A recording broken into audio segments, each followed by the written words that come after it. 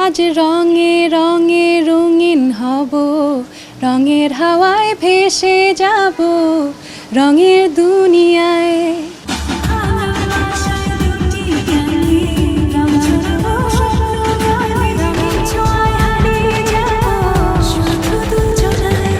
ঈদের আগে আগে আসলে আমাকে হানিফ সংকেত দা উনি ফোন করে জিজ্ঞেস করেন, উনি শুনেছেন অনেকের কাছে যে আমি গান করি বা শখের বসে কিছু গান করেছি, তো উনি আমাকে বললেন যে এরকম কোনো গান আছে কি না, থাকলে একটু আমাকে পাঠাতে, উনি দেখতে চান। আর এরকম একটা প্ল্যান করছেন যে একজন সঙ্গীত শিল্পী এবং একজন অভিনয় শিল্পী দুজনের সমন্বয়ে একটা ডিফারেন্ট, ইত্যাদিতে সবসময় যেটা হয় ডিফারেন্ট একটা আয়োজন, তো এরকম একটা আয়োজন আমার কাছে বললাম, হ্যাঁ ঠিক আছে, ইন্টারেস্টেড প্রাইমারিলি, তাহলে বাকি কথা আপনি গানটা শুনেন, তারপর দেখেন। তারপর উনি আমার গান শোনার পরে বলছে যে না, তুমি তো অনেক ভালো গাও, তুমি কেন এতদিন গান করোনি। অনেক না, ওরকমভাবে আসলে ব্যাটে বলে পারফেক্ট সুযোগটা আমার কাছে মনে হয়েছে এখনও আসেনি, দেখে করে।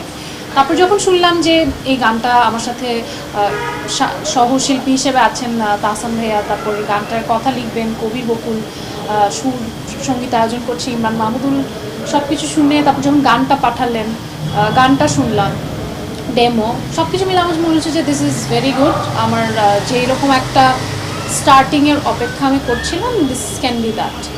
ভালোবাসায় দুটি প্রাণে রং ছড়াবো স্বপ্ন গানে।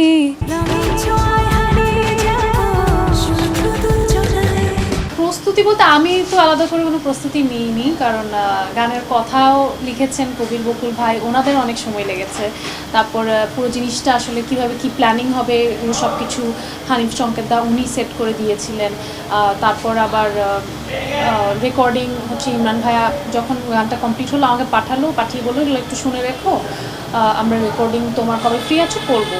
সো ওরকমভাবে আসলে প্র্যাকটিস একদিনও করিনি সত্যি কথা, কারণ আমি তখন শুটিং নিয়ে ব্যস্ত ছিলাম, সব কিছু নিয়ে একটু ভয় ছিল যে রেকর্ডিংয়ের সময় যে আবার দেখা গেল যে ঠিকঠাক গেতে পারলাম না, এটা একটা সমস্যা কিনা।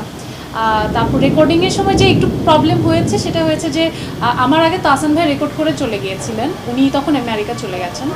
আমি যখন রেকর্ডিংয়ে গেলাম দেখলাম যে জিনিসটা আসলে আমার জন্য একটু চড়া হয়ে যাচ্ছে গানের স্কেলটা। তো তারপর আমি রিকোয়েস্ট করলাম যে ভাই এটা কী করা যায়, বিকজ এই স্কেলে তো আমার গলাটা আসলে খুব একটা ভালো শোনাচ্ছে না, এখন কী করবো।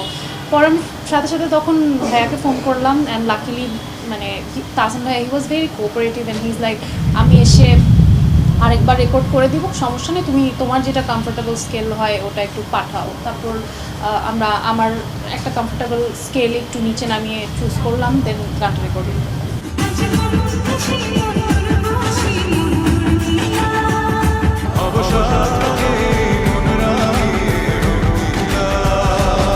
আমি যদি বলতে চাই আসলে ছোটোবেলা থেকে খুব কনক্রিটভাবে কোনো কিছু ওরকম হতে চাইনি, যেটা হয় যে এক এক সময় পাইলট হতে চেতাম, এক এক সময় কিছু না কিছু, সেরকমভাবে আমি বলবো আমার কোনো ফিক্সড গোল ছিল না ছোটোবেলা থেকে যে আমি এটাই হব। বেসিকলি গানে আসা তো আমার মায়ের আগ্রহে, আমার মা আমাকে ছোটোবেলায় নাচও শিখিয়েছে, আমার মাই আমাকে জোর করে গান শিখিয়েছে। বাট যেটা হয়েছে যে হ্যাঁ, when I started singing I found a passion over দেয়ার।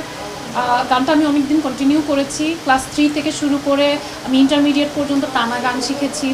এর মধ্যে আমার মার কাছে অনেক বকাও খেয়েছি রিয়াজ করা সব কিছু নিয়ে। সো দেন একটা সময় মনে হয়েছে যে আচ্ছা ঠিক আছে, গানটা নিয়ে কিছু করা যায়। বাট বাই দ্যাট টাইম আবার আমার হয়ে গেছে, অ্যাক্টিং ক্যারিয়ারটা শুরু হয়ে গেছে, তো সে কারণে আসলে ওখানে কনসেন্ট্রেট করাটা সম্ভব হয়নি।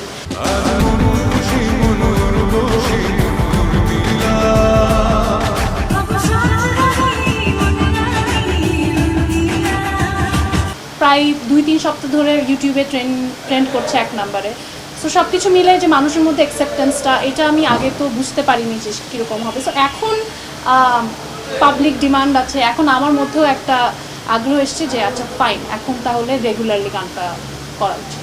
রেগুলারলি বলতে কি বোঝাচ্ছেন? রেগুলারলি বলতে অ্যাটলিস্ট বছরে আমি চাই যে আমার কিছু সংখ্যক গান আসুক।